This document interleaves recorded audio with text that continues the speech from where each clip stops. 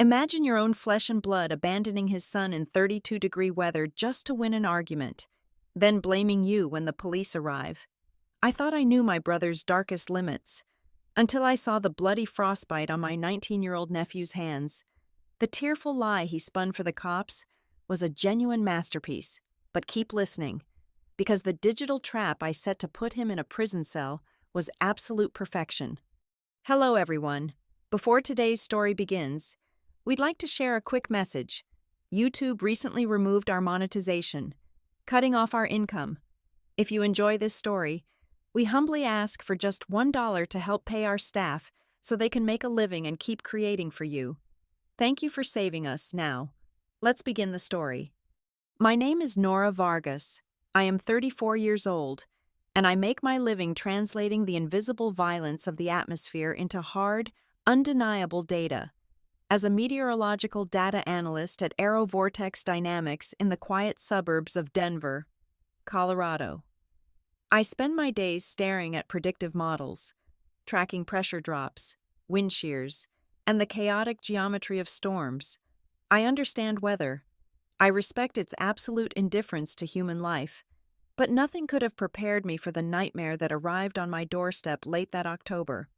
It was the end of the month, a time when autumn is usually just beginning to surrender to the coming winter. Instead, a freak blizzard ambushed the state. The temperature plummeted to a brutal 32 degrees Fahrenheit. Freezing rain fell from the pitch-black sky like shattered glass, immediately hardening into thick sheets of black ice on the roads, accompanied by gale-force winds that shrieked against the siding of my house. It was the kind of bone-chilling cold that does not just bite the skin but sinks deep into your marrow, threatening to shut down vital organs if you stay exposed for even a fraction of an hour. It was exactly 2 o'clock in the morning when the pounding began. I jolted awake in the dark, my heart slamming wildly against my ribs. The wind outside was howling, but the sound at my front door was distinct and terrifying. It was desperate, erratic, the frantic thud of a fist rapidly losing its strength. I threw off my heavy quilt, grabbed my robe, and hurried down the dark hallway. Through the frosted glass panes of the front entryway, I could barely make out a crumpled silhouette. I threw the deadbolt and yanked the heavy wooden door open, bracing myself against the biting wind. What I saw on my porch froze the blood in my veins. "Leo," I gasped. My 19-year-old nephew was collapsed on the welcome mat, his knees pulled tightly to his chest in a desperate bid to preserve warmth. He was not wearing a winter coat. He did not even have a light jacket. He was dressed only in a thin, long-sleeved cotton button-down shirt and denim jeans, both soaked through and stiff with frost. His lips were a terrifying shade of bluish purple, his skin ashen and waxy like a corpse. He was shivering so violently that his teeth audibly clacked together. A mechanical, frightening sound of a body desperately trying to generate heat it no longer possessed. Clutched in his rigid, bloodied fingers was his cell phone, the screen completely black, its battery drained entirely by the freezing temperatures. "Aunt Nora," he managed to choke out, his voice barely a raspy whisper over the screaming wind. "Help." I grabbed him by the collar of his frozen shirt and dragged his dead weight inside, slamming the heavy door shut with my heel to cut off the raging blizzard. The sudden silence of the living room was deafening compared to his violent, uncontrollable shaking. Working in extreme weather data, I knew exactly what severe hypothermia looked like, and I knew the fatal mistakes people made when trying to treat it. I could not put him in a hot shower. The sudden rush of cold surface blood back to his heart could trigger a lethal cardiac arrest. I had to warm his core, and I had to do it immediately before his internal temperature dropped past the point of no return. "Stay with me, Leo. Keep your eyes open," I commanded, my voice sharp and steady despite the sheer panic rising in my throat. I stripped off his frozen, rigid clothing, ignoring his weak moans of discomfort. His skin was ice cold to the touch, his hands covered in the bloody, blistering beginnings of frostbite. I wrapped his bare torso in thick, dry thermal blankets I always kept for emergencies, piling them on top of him on the living room rug. I ran to the kitchen, filled a couple of plastic bottles with warm, but not scalding, water, and tucked them firmly under his armpits and against his groin, the central hubs of blood flow. Then, I rushed to make a mug of warm, heavily sweetened tea, needing to get fast calories into his system to fuel his internal furnace. For the next hour, I sat beside him on the floor, holding the warm mug to his trembling lips, watching the terrifying blue hue slowly retreat from his mouth. Every agonizing minute felt like an hour. I rubbed his arms gently, coaxing the life back into his freezing limbs, silently praying that the tissue damage on his hands was not permanent. Finally, the violent shaking subsided into manageable shivers. His eyes, previously glazed and distant, began to focus clearly on my face. "Are you back with me?" I asked softly, smoothing his damp hair away from his forehead. He nodded weakly, a single tear slipping down his pale cheek. "What happened? Leo. Where is your car? Where is your father?" At the mention of his father, my older brother Vance, Leo's breathing hitched. The physical pain in his eyes rapidly morphed into a profound, hollow betrayal. He swallowed hard, his voice still weak and raspy. "He kicked me out," Leo whispered into the quiet room. I stared at him, unable to comprehend the words. "What do you mean, he kicked you out?" "Out of the house." "Out of the car," Leo corrected, a bitter, agonizing edge catching in his throat. "We were driving back from a college tour. He kept pushing me about my major. He wanted me to study pre-law, to follow his political path. I told him I wanted to do environmental science. He just exploded." Leo took a shaky breath, his injured hands gripping the edges of the thermal blanket. He pulled his luxury SUV over at that abandoned gas station off the highway, the one by the old county line. He told me to get out. He said if I wanted to make my own choices, I could find my own way home. My stomach dropped into a bottomless abyss. That gas station was in the middle of nowhere. "He just drove away?" I asked, my voice rising in utter disbelief. "In this weather?"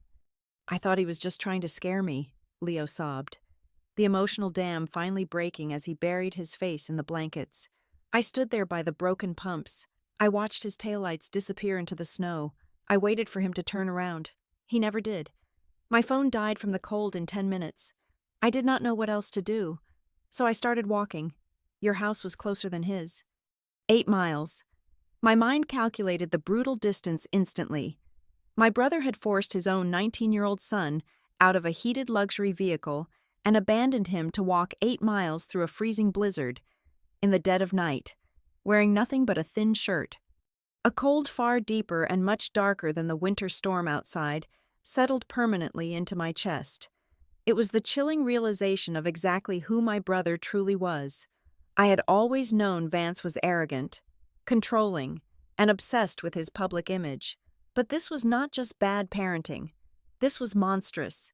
He had knowingly left his own flesh and blood to die in the freezing ice just to win a petty argument. I pulled Leo into my arms, holding him tightly as he cried against my shoulder.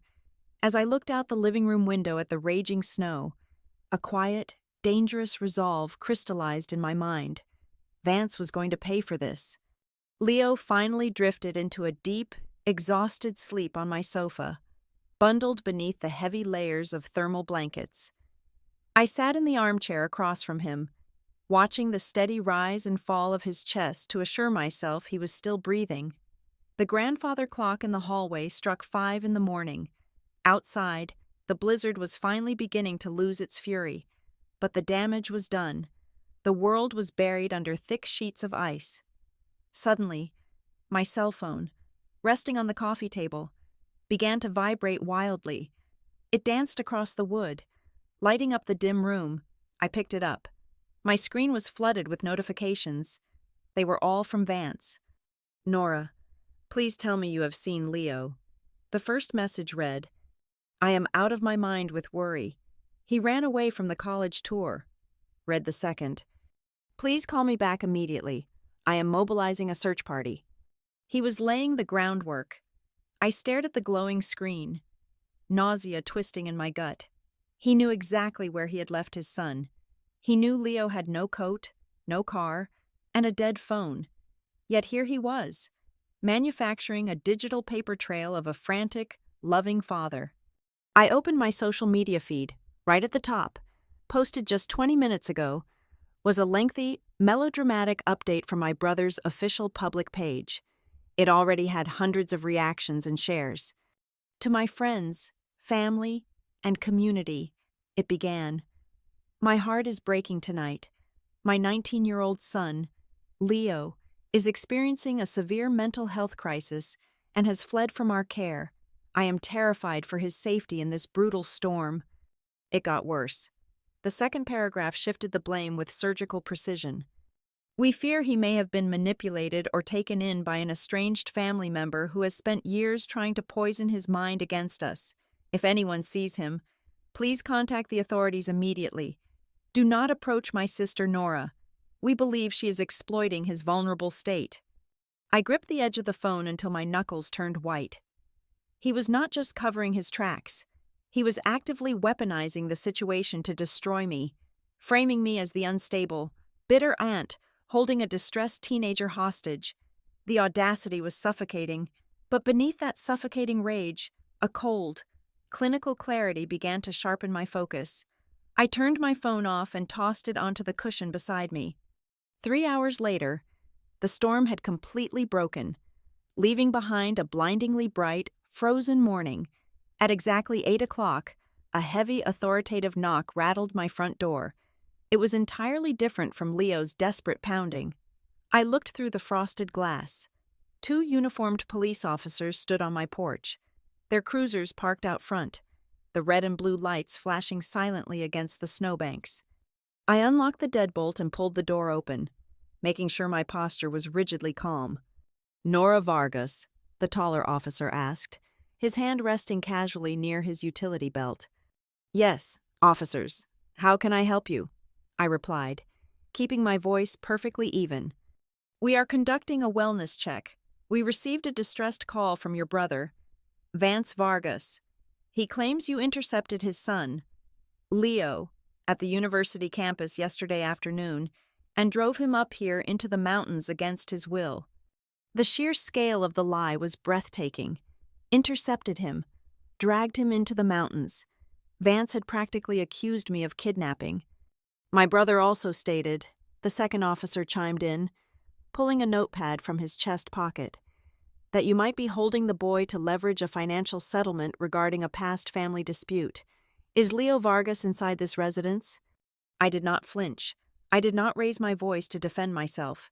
Getting hysterical would only play right into Vance's narrative that I was unhinged.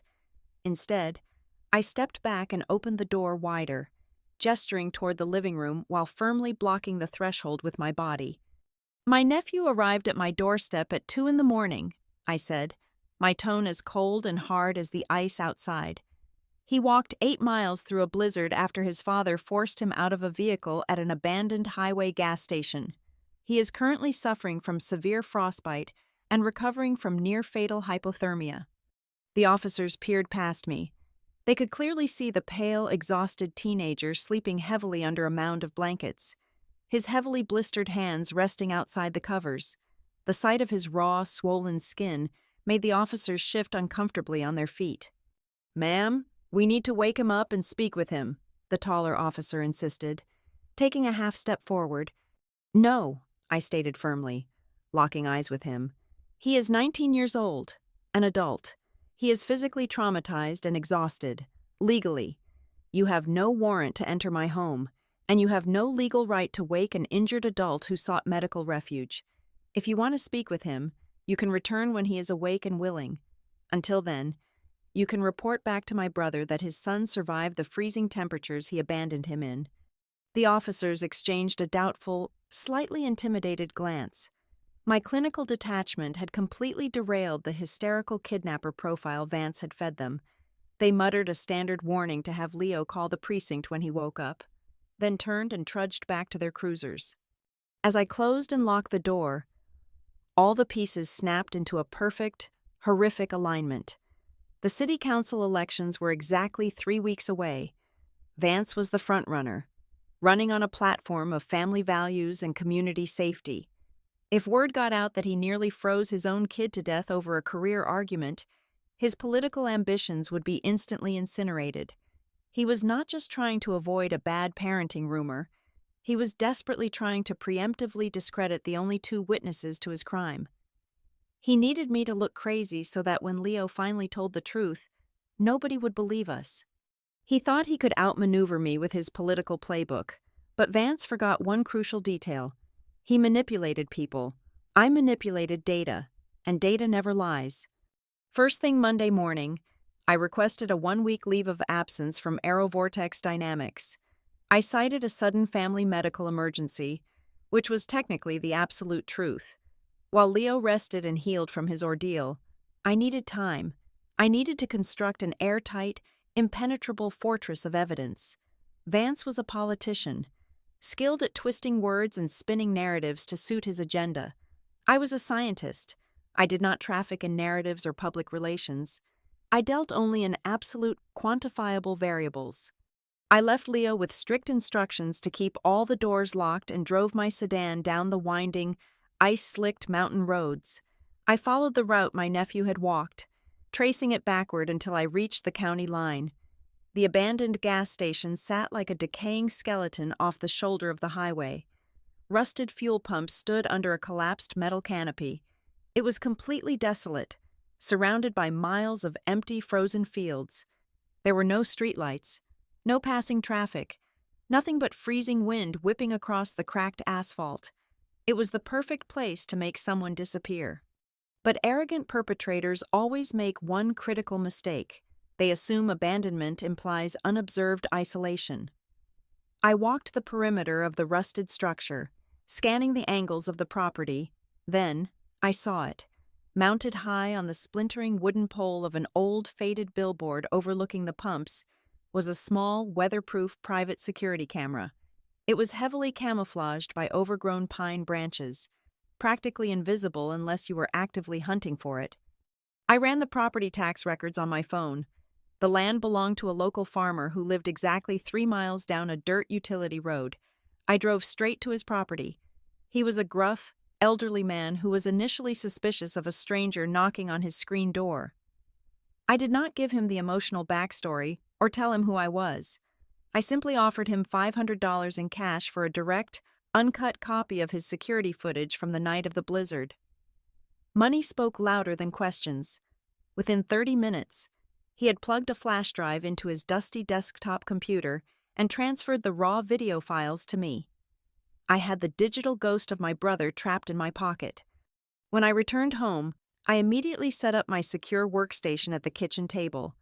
I booted up my encrypted laptop and logged into the AeroVortex Dynamics mainframe via our private virtual network. As a senior data analyst, I had unrestricted clearance to our hyperlocal micrometeorological tracking systems. These were not the generic weather forecasts you see on the morning news. These were military-grade environmental sensors capable of isolating weather events down to a single square meter. I inputted the exact longitudinal and latitudinal coordinates of the rusted fuel pumps. I set the temporal parameters to begin precisely at midnight and end at 4 in the morning. The server hummed, cross-referencing satellite telemetry with ground-level Doppler radar. The system processed the request and generated a terrifyingly clinical report. I exported the data, watching the numbers populate the spreadsheet line by line. The results were damning.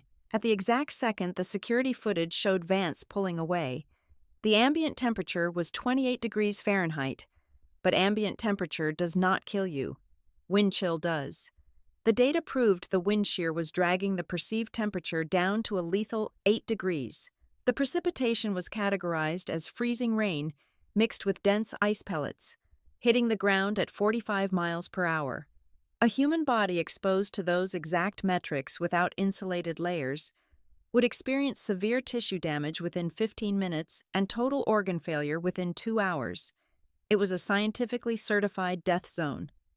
I printed the official logs, complete with the company watermarks and my digital signature verifying their absolute authenticity. Just as the printer pushed out the final sheet of paper, a courier knocked on my door.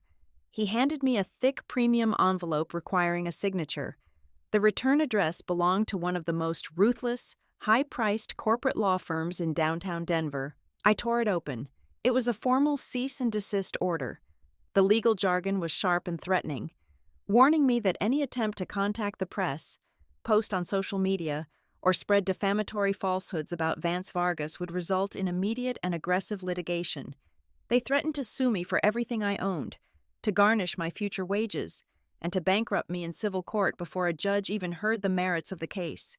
They demanded I surrender Leo immediately. It was a classic intimidation tactic designed to crush my spirit and force me into submission. Vance thought he could bury me under a mountain of expensive paperwork.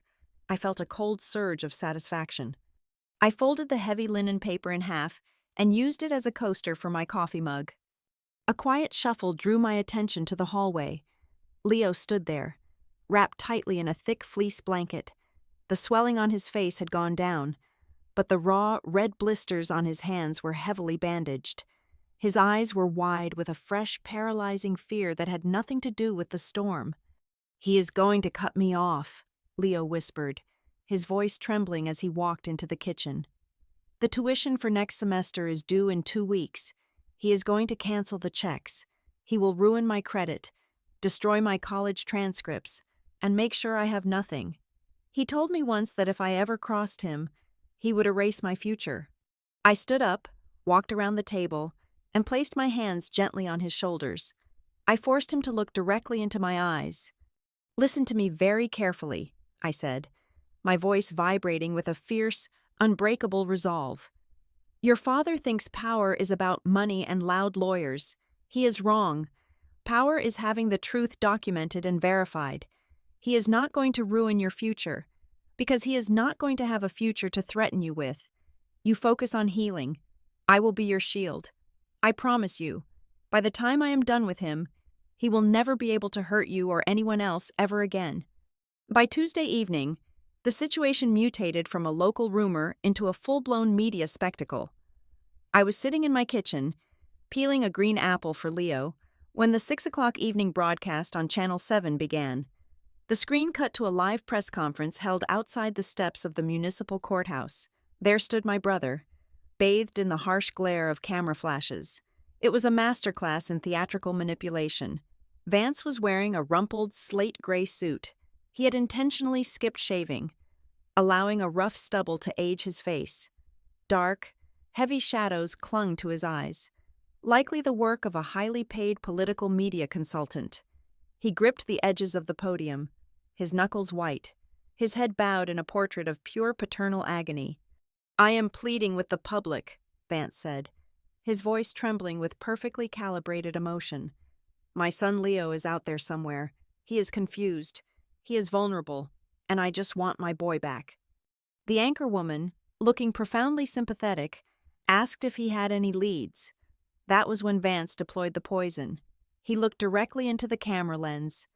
"We have strong reason to believe Leo is being held by my estranged sister, Nora," he stated, managing to squeeze a single, devastating tear down his cheek. "Nora has unfortunately battled deep psychological instability for years, ever since our father passed away. She has harbored a toxic, obsessive resentment over the division of his estate. She is projecting her financial bitterness onto my family, using my son's temporary mental health crisis as a weapon against me. Nora, if you are watching this, please, do not use my boy for your revenge. Let him come home." The sheer brazenness of the lie made my blood run cold. There was no inheritance dispute. Our father had left us equal shares of a modest life insurance policy 10 years ago, and I had used my half to pay off my student loans. But the truth did not matter. Vance was weaving a narrative that fit every societal stereotype of the bitter, unhinged, childless woman. The fallout was instantaneous. By 7 o'clock, my phone became an instrument of torture. Distant cousins, high school acquaintances, and even neighbors I had baked cookies for began bombarding me with vile messages. The text notifications chimed in a relentless, sickening rhythm. "You are a disgusting human being," read a message from our aunt living in Texas. "Let the kid go, you psycho. wrote a guy who lived 3 houses down the street. Someone even threw a heavy rock onto my porch, shattering the frosted glass of my decorative lantern. The pressure was designed to crush me, to force me into a panicked, defensive mistake. Vance wanted me to go onto social media and scream my innocence. He wanted me to look erratic and defensive so he could point to my posts and say, "Look, she is completely unhinged." I did absolutely nothing of the sort. I turned off my social media notifications, muted my messages, and poured myself a glass of cold water. The next morning, I took my evidence and drove into the heart of downtown Denver. I did not go to the police. I went to a sleek, unmarked office building housing one of the most ruthless independent digital forensics firms in the state. I sat across from a former federal cybercrimes investigator and handed him the flash drive containing the gas station footage and my exported atmospheric data logs. I paid him a retainer of $3,000, emptying my emergency savings account. "I need this authenticated for a criminal trial," I told him plainly. "I need an unbreakable chain of custody. I need cryptographic hashes on the video file to prove it has not been altered by a single pixel. And I need an expert affidavit confirming the exact time, location, and metadata." He took the drive, completely unbothered by my intense demeanor. For 2 solid days, his team ran the data through a gauntlet of forensic software. When I returned on Thursday afternoon, he handed me a heavy bound dossier. It contained a signed, notarized legal affidavit swearing under penalty of perjury that the security video was absolutely authentic and unaltered. It also contained a certified validation of my meteorological data, proving the deadly weather conditions at that exact geographical coordinate. It was a titanium vault of truth. I drove back to my house, clutching the dossier in my passenger seat. The trap was fully constructed. Now, I just needed the monster to step into it. I sat at my kitchen table, staring at my silent cell phone. Vance was riding high on his own arrogance. He was dominating the news cycle, basking in the sympathy of the voters, and watching my reputation burn to ash. He felt invincible. That was his fatal weakness. I opened our text thread, which consisted solely of his fake, desperate pleas for Leo's return. I tapped the keyboard and typed a single, surgical sentence. "I know exactly what you did at mile marker 42. Stop the lies right now." Mile marker 42 was the exact location of the rusted gas station. I hit send. I set the phone down and waited. I knew Vance's psychological profile better than anyone. He was a narcissist who could not tolerate being challenged, especially by someone he considered beneath him. A smart criminal would have ignored the message or handed it to their lawyer, but Vance would view it as an act of insolence. 4 minutes and 20 seconds later, the screen illuminated. Incoming call. Vance. I let it ring. I watched the green and red buttons flash until the call finally rolled over to voicemail. A moment later, the little cassette tape icon appeared at the top of my screen. He had left a message. I pressed play, turning the speakerphone volume all the way up so the sound filled the quiet kitchen. The weeping, heartbroken father from the television broadcast was completely gone. In his place was a voice dripping with venom, arrogance, and uncontrollable rage. "Listen to me, you pathetic, miserable spinster," Vance hissed through the speaker, his breath hitting his microphone in heavy, angry bursts. "You think you can scare me with a vague text message? You think you have some sort of leverage? You are nothing. You are a glorified weather girl with a sad, empty house. Nobody is ever going to believe a word you say over a future city councilman. Yes, I left the brat at that station. I dumped him there to teach him a lesson about respect and consequences. He needs to learn who holds the purse strings in this family. A little cold was supposed to toughen him up.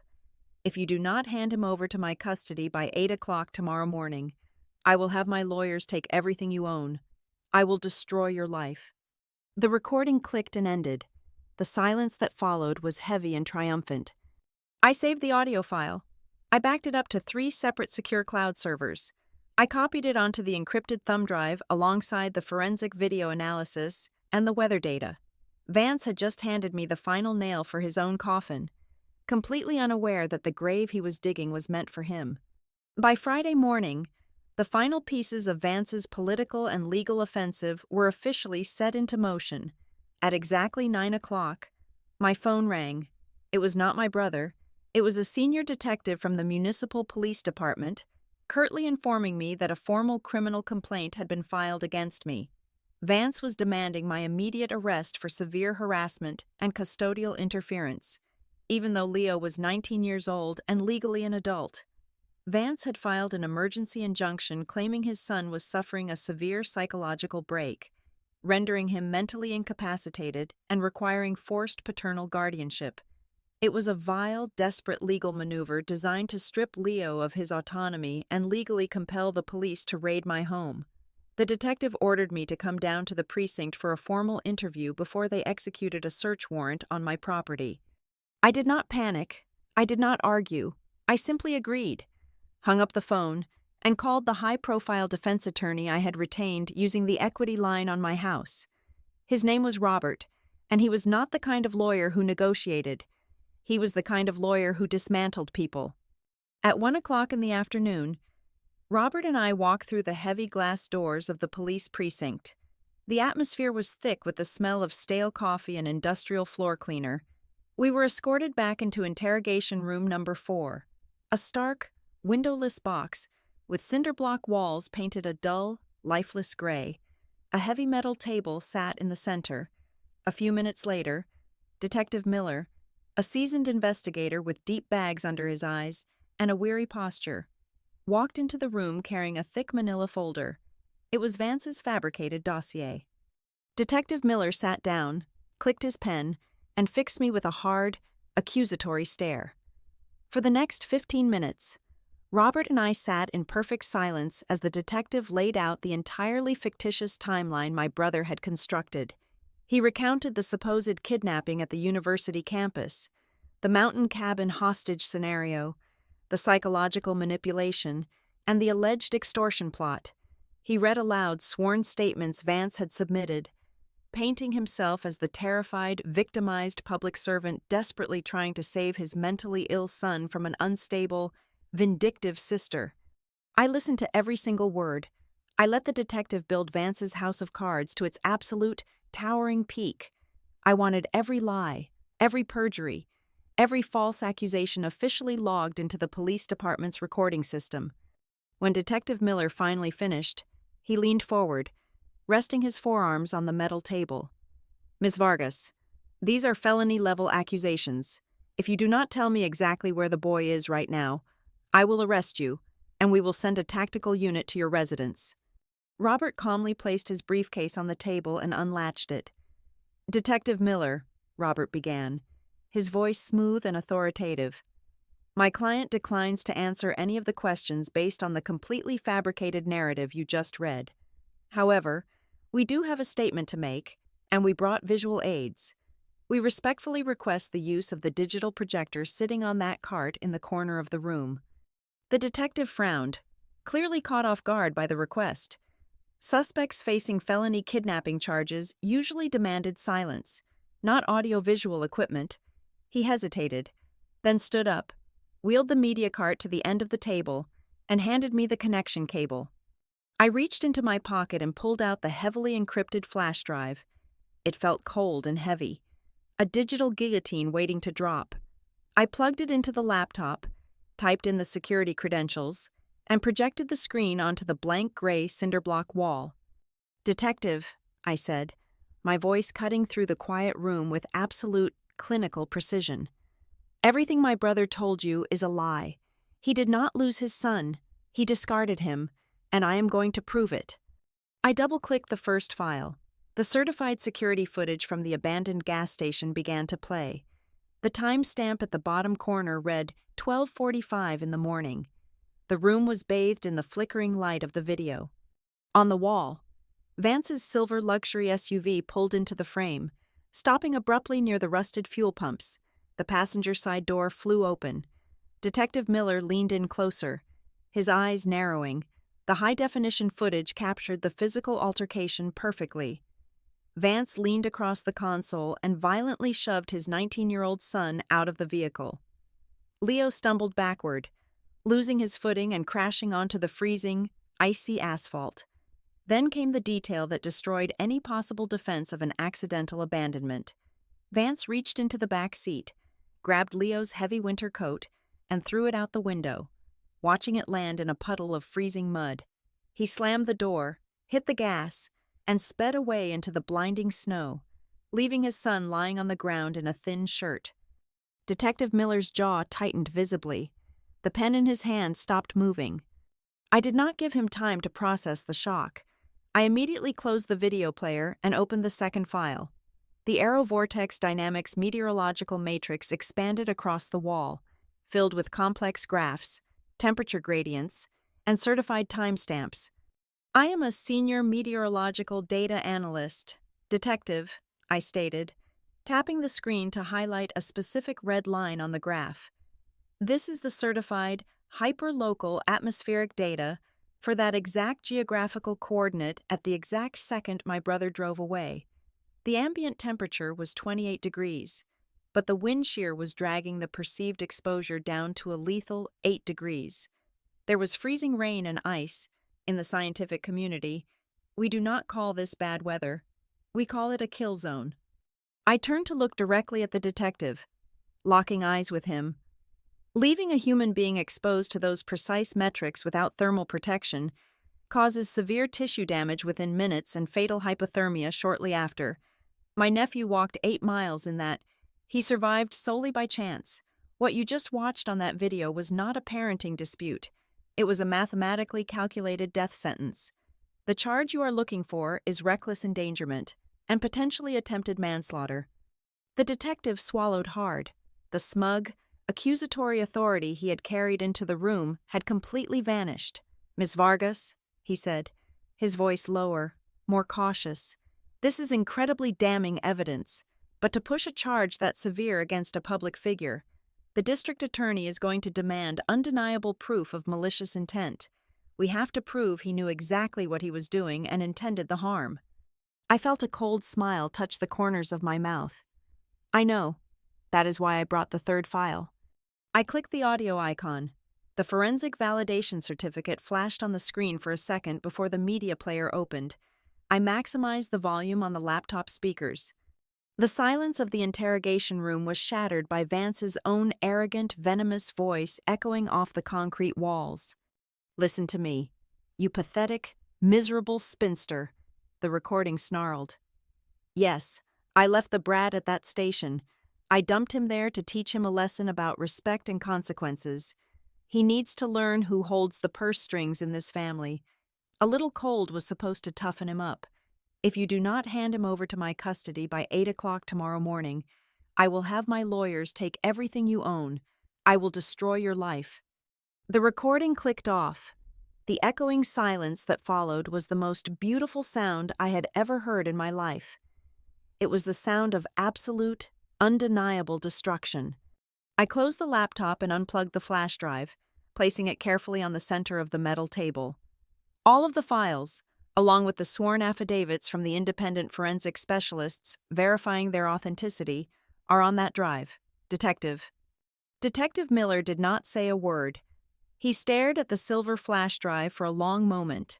Then, his face hardened into a mask of pure professional disgust. He reached across the table, grabbed Vance's thick manila folder of lies, and forcefully shoved it aside. He picked up his radio, unclipped it from his belt, and stood up from the chair. His demeanor had changed 100%. I was no longer a suspect. I was the primary witness to a major felony. "Do not leave this room," Detective Miller instructed, his voice tight with urgency. "I am going straight to the district attorney's office down the hall. We are drawing up an emergency arrest warrant for Vance Vargas right now." As the heavy metal door clicked shut behind him, Robert leaned back in his chair and offered me a small, satisfied nod. The digital trap had snapped completely shut, and the monster was finally caught in its steel jaws. The arrest warrant was executed with maximum, undeniable visibility. That very same Friday evening, Vance was hosting his most crucial campaign fundraising gala at a 5-star hotel downtown. The ballroom was packed with the city elite, wealthy donors, and dozens of media cameras. right in the middle of his keynote speech about family values. Detective Miller walked through the heavy double doors, flanked by 4 uniformed police officers. "Vance Vargas, you are under arrest for felony reckless endangerment," Detective Miller announced, his firm voice carrying through the microphone on the podium. The room fell into a stunned, breathless silence as the officers marched straight up the steps, pulled my brother's hands behind his back, and secured the steel handcuffs. The blinding flashes of reporter cameras captured every single second of his humiliating downfall, cementing his ruin in real time. The media whiplash was absolute. The very same local news stations that had broadcast his tearful, fabricated pleas just 48 hours prior were forced to issue massive primetime retractions. Channel 7 played the unedited gas station footage on a continuous loop, sharply contrasting his violent, physical shove with the audio of his arrogant, cruel voicemail, his political career, his pristine public image, and his supposed honor were instantaneously incinerated. Facing overwhelming, irrefutable scientific and video evidence of abandoning a human being in a deadly environment, Vance's high-priced lawyers could do nothing to save him. He was convicted and sentenced to 3 years in a state penitentiary.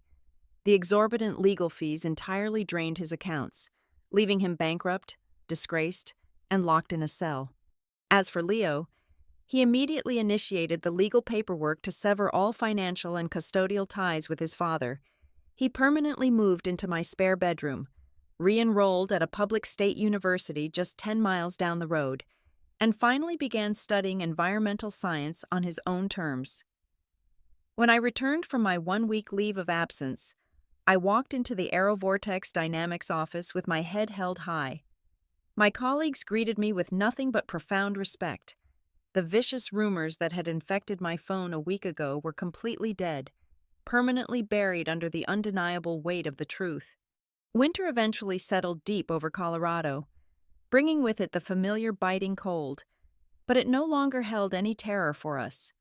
Early one Saturday morning, Leo and I sat side by side on the wooden porch of my house. We were bundled in thick sweaters, our hands wrapped warmly around hot mugs of dark roast coffee. We watched a fresh layer of pure white snow fall silently over the pine trees. There was no fear, no manipulation, and no frantic pounding at the door. We were entirely peaceful, completely free from the monster who used to call himself family. Thank you so much for listening to today's story. We hope you enjoyed it, as an ad-free channel. Your support is what keeps us alive. Please support Zoe Revenge Stories with just $1 via the QR code on the screen, or click the link in the description box or pinned comment. Also, we'd love to connect with you. Please leave a comment telling us which city or state you're listening from. Thank you for standing with us, and see you in the next stories.